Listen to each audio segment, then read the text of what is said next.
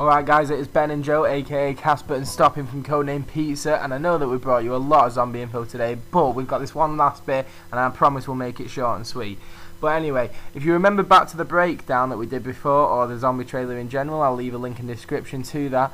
There was on the front of the bus, there was a number plate and it says XP-79. Now, I know that a lot of people have already done a bit of research about this, and it did turn out to be some kind of aircraft which was around the World War II period and is now speculated to be the aircraft that was in Nakta-on-Toten. You remember the one that was crashed on the floor?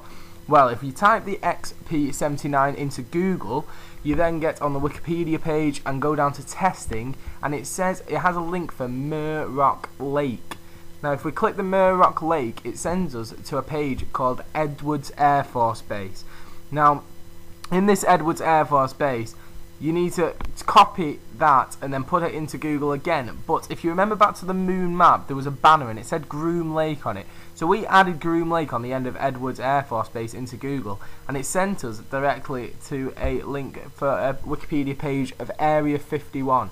And Joe, if you want to just read that out. It says Area 51 is a military base and a remote detachment of Edwards Air Force Base. So that's those two connected. It is located in the southern portion of Nevada in the western United States, 83 miles north-northwest of Las Vegas. Situated at its centre on the southern shore of Groom Lake is a large military airfield. Well, that's those two things joined up. Now, we're not saying that means anything at all. It just gives more fire, sort of fire to the theory that it could be something. And it seems a bit too much of a coincidence, for me anyway, that these two things are connected. Because if you remember correctly, the base Groom Lake was supposed to be in Area 51 altogether, and especially with the map, the multiplayer map, which Hangar 13, I think it was called, on Black Ops, that was Area 51. Exactly. And if you think about it, if the whole zombie thing where we left it was Moon.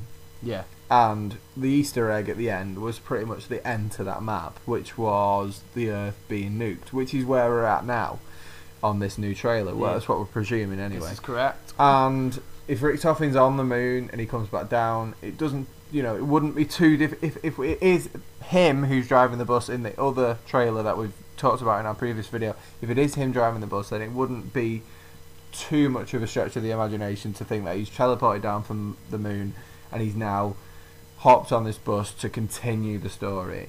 Yeah, it's true.